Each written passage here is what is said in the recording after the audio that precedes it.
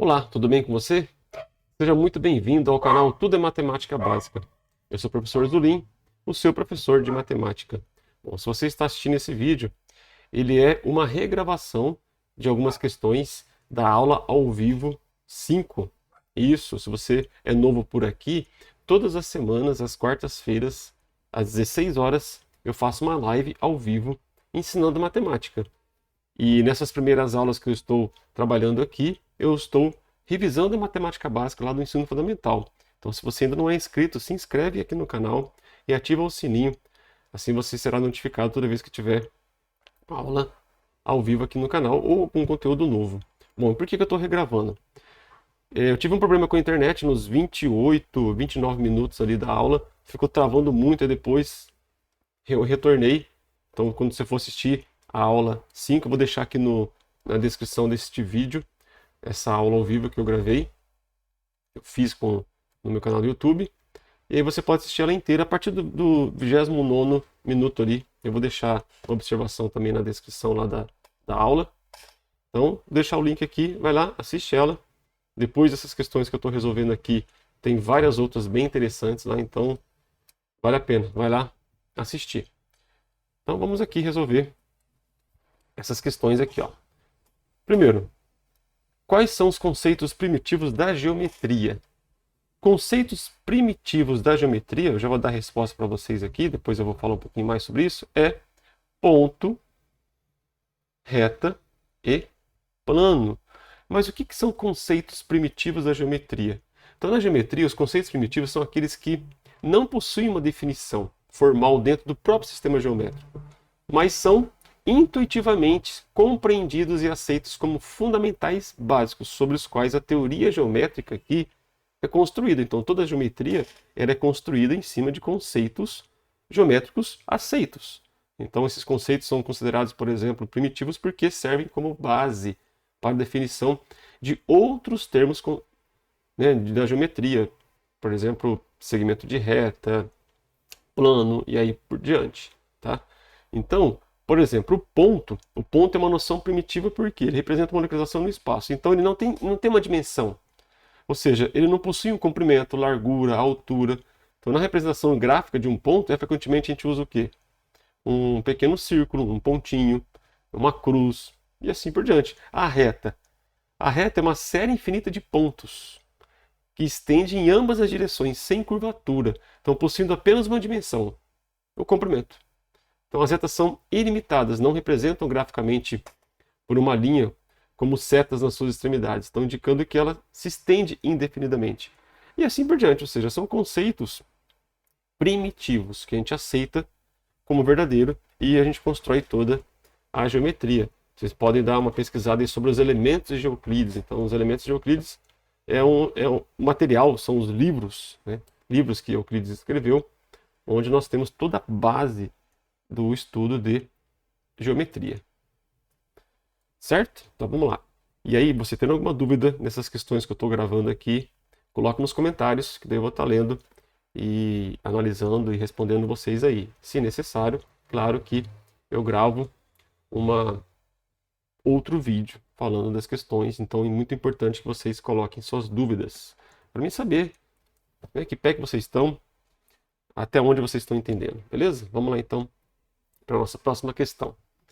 Analise as afirmações. Duas retas concorrentes têm um ponto em comum? Duas retas distintas paralelas não têm ponto em comum?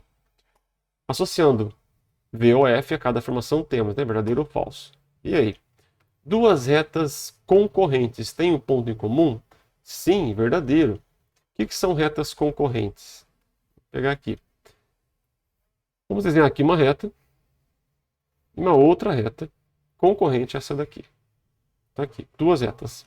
E o que a gente observa? Retas concorrentes possuem um ponto de intersecção. Vou chamar aqui de ponto P. Vou pegar minha caneta. Tá aqui, ó, ponto P. Tá vendo como a gente representa ponto? Através do pontinho, um cruzinho e tudo mais. A reta não faz curva, então, se as retas são concorrentes, elas vão se tocarem, se intersectarem em um único ponto. Então, ok, verdadeira.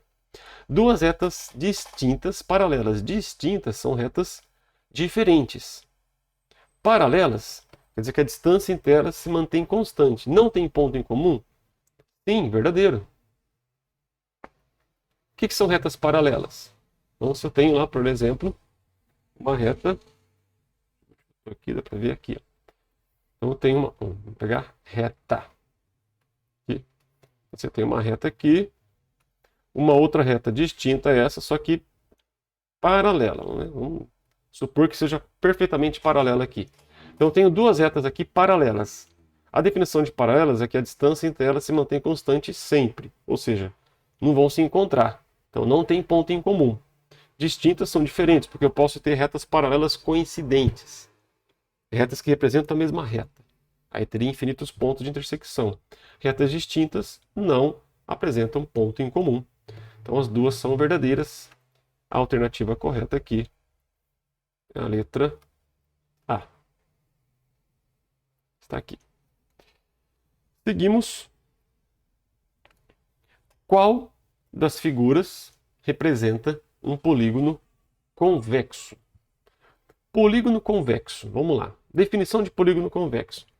Dado um segmento de reta, o que é um segmento de reta? Então, pega um pedacinho de reta aqui, e aí eu posso afirmar que ele é um segmento se ele vai ter um ponto inicial, vou chamar aqui de A, e um ponto final. Chamamos aqui de B. Tem um começo e um fim, um pedaço de reta. Isso é um segmento de reta. Então, se eu pegar dois pontos dentro de um polígono, polígono, uma figura que tem vários lados. Poli, vários. Gono, lados. Vários lados. Isso é um polígono. Triângulo, quadrilátero, pentágono, hexágono, e aí vai. Polígono. Se eu ligar dois pontos internos de um polígono em qualquer parte interna de um polígono, e esse segmento de reta ligando esses dois pontos não sair fora do polígono, ele é um polígono convexo. Essa é a definição. Eu vou mostrar para vocês. Ó, letra A, letra C e letra D não são polígonos convexos. Por quê? Vamos lá. Por exemplo, se eu pegar um ponto aqui e um ponto aqui. Olha só, quando eu ligo esses dois pontos, através de um segmento de reta, a reta, o segmento, né, sai fora, ó, do polígono. Então, por isso que a letra A não é um polígono convexo. A letra A não é. Letra C também não é. Claramente, a gente consegue observar o quê? Se eu pegar um ponto aqui e um ponto aqui e ligar esses dois pontos através de um segmento, também o que vai acontecer? Vai sair fora do polígono. Letra D também não é. Também, facilmente, eu posso pegar um ponto aqui, e a hora que eu ligo esses dois pontos, através de um segmento, ó, sai fora. Então, esses três casos aqui são exemplos de polígonos não convexos. Existe um buraco, vamos dizer assim, tem um buraco aqui no polígono. Ele não convexo. Por que estudar polígonos convexos, né? Quando vocês vão estudar mais para frente, no futuro, a geometria espacial, né, os poliedros. E lá nos poliedros vocês vão trabalhar bastante com os poliedros de Platão, que são poliedros muito importantes. E ali nós trabalhamos sempre com polígonos convexos. Ele tem uma aplicação muito importante aí na geometria. E aí quando a gente observa a letra B sim é a resposta. Porque em qualquer lugar aqui, na parte interna desse polígono, se eu ligar dois pontos, qualquer lugar, pega dois pontos em qualquer lugar aqui, o segmento de reta que liga esses dois pontos não vai estar saindo para fora desse polígono. Qualquer lugar que você liga dois pontos, não tem como sair para fora do polígono. Então essa é a definição de polígono convexo. Quando você ligar dois pontos no interior dele, em nenhum lugar vai sair para fora esse segmento de reta do polígono. Fechou? Vamos lá, próxima questão. Se os lados de um triângulo medem 7, 8 e 10, então ele é um triângulo equilátero, escaleno, isósceles e retângulo. Vamos lembrar aqui o que significa cada definição. desses lados aqui em relação ao triângulo. Bom, o triângulo tem 3 lados, claro. E os nomes que nós temos aqui, vamos lá. Equilátero. O que é um triângulo equilátero? Equilátero é um triângulo que possui 3 lados de medidas iguais. Vamos colocar assim, só 3 lados iguais. A gente resumir aqui. 3 lados de medidas iguais. Equilátero, ó, lados equivalentes. 3 lados iguais. Então não é letra A. Porque 7, 8 e 10 são lados diferentes. Escaleno. 3 lados diferentes.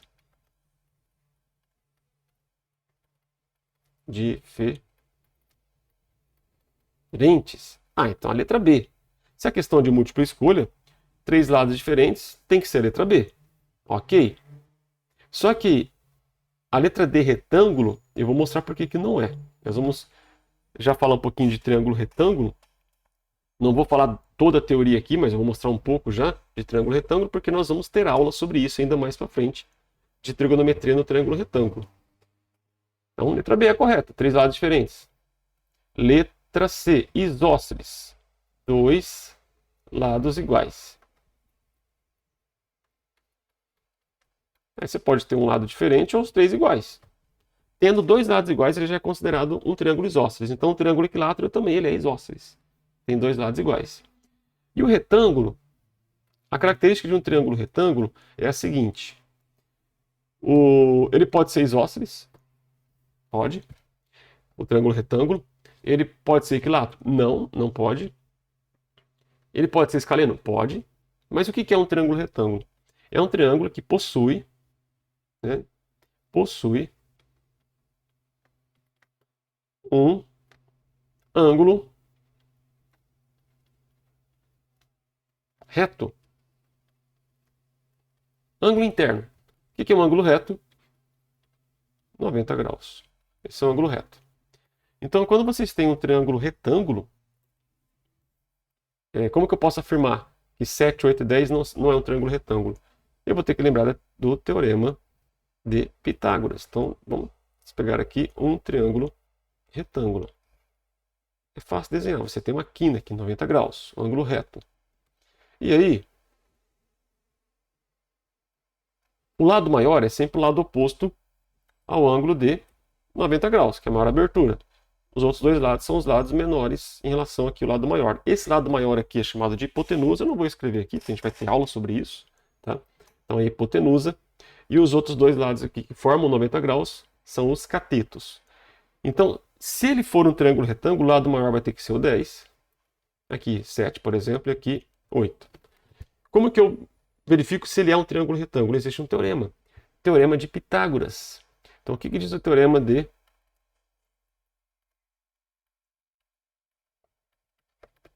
Pitágoras?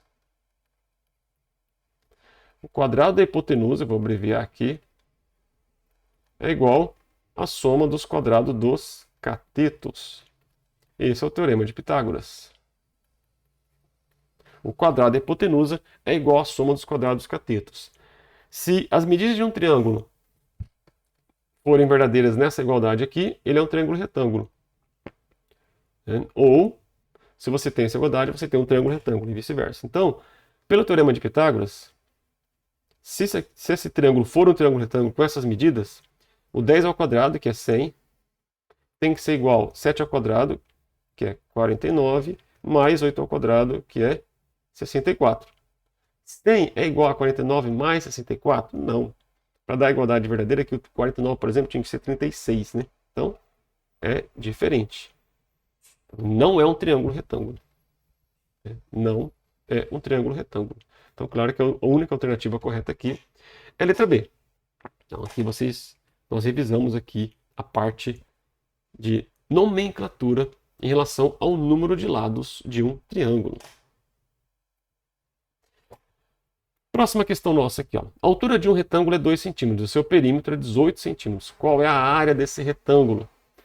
Geralmente em geometria, se você tem um problema geométrico envolvendo retângulo, triângulo, quadrilátero, pentágono e assim por diante, o desenho é sempre importante você fazer, pois você consegue visualizar o problema com mais facilidade. A altura é 2. Vamos colocar aqui, 2 centímetros. O perímetro é 18. O nosso perímetro é 18 centímetros. O que é perímetro? O contorno, quanto essa figura tem de contorno, ou, de forma mais simples, a soma dos lados. Eu não tenho aqui o comprimento. Vamos chamar aqui de x. Você tem a altura, ou a largura, e você não tem o comprimento, ou a base. Se o perímetro é 18, então a soma de todos os lados aqui tem que dar 18. Ou seja, 2x, x mais x, mais 4, 2 mais 2, tem que dar 18. E aí como que eu resolvo essa equação? Tem várias maneiras. Passa para lá, passa para cá? Não. Você faz, quando você domina essa parte de passa para lá, passa para cá, tudo bem, você consegue fazer automaticamente, mas o que é passa para lá e passa para cá? É você enxergar a igualdade. É você analisar essa igualdade aqui e enxergar o que está acontecendo. Olha só, 2x mais 4 é 18. O lado esquerdo tem que ser 18. Então você já tem 4. Se você já tem 4, quanto que tem que valer o 2x? 14. Por quê? 14 mais 4 é 18. Tá vendo? Por isso que o 4 passa para o lado de lá diminuindo. Mas daí se você só usa a regra, passa para lá, passa para cá, passa para lá, você não entende o que está fazendo. E vão existir questões que se você for só na regra, vocês não vão conseguir fazer. Principalmente questões que envolvem Olimpíada. Tá? Então olha só, o 2x tem que ser 14. Então o x tem que ser 7. Porque 2x é 14. O dobro de um número é 14. Então 2 vezes quanto é 14? 7. Aí, tá respondido. Tá vendo? Aí você passa para lá, troca de sinal. Depois passa dividindo, não sabe se troca de sinal ou se não troca de sinal. Passa dividindo, não sabe por que passou dividindo. Então, tomar esse cuidado e entender o porquê da igualdade. Por que vai passar diminuindo? Por que vai passar dividindo? Então, vamos lá. Ó. O 4 vai diminuindo, dá 14. O 2 está multiplicando? Divide, porque se eu quero 2 vezes um número, eu vou dividir por 2 para saber quanto é uma vez ele. Então, a ideia de passo para lá tem toda uma lógica. Então, x vale 7. Essa é a nossa base. Eu queria a área, agora eu tenho condições de calcular a área do retângulo. A área do retângulo é base vezes altura. A base é 7, vezes a altura, que é 2, então a área vai ser 14 centímetros quadrados. Unidade de área, se eu estou multiplicando dimensões, né? Comprimento e largura. Então, centímetro vezes centímetro vai dar centímetro ao quadrado. Vamos lá para a nossa próxima questão. Aqui. Essa daqui é a última questão que eu vou resolver com vocês nesse vídeo, porque depois das próximas, está lá na aula 5. Então, vou deixar de novo, falar novamente aqui, está aqui no link da descrição. A aula 5, vou deixar para vocês.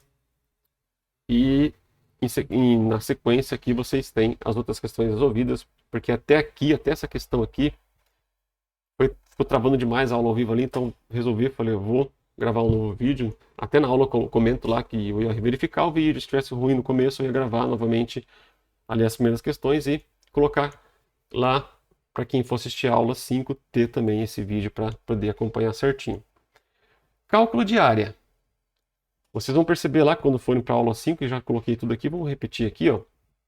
Eu tenho 3 cálculos de áreas básicas que eu tenho que saber. Porque aqui essa figura aqui não é nenhuma conhecida, mas a gente vai mexer nela para conseguir calcular a área. Quais são os cálculos básicos? Vamos desenhar aqui primeiro. Eu tenho um retângulo. O retângulo e quadrado é o mesmo raciocínio, então vamos desenhar só um retângulo. Eu tenho o triângulo.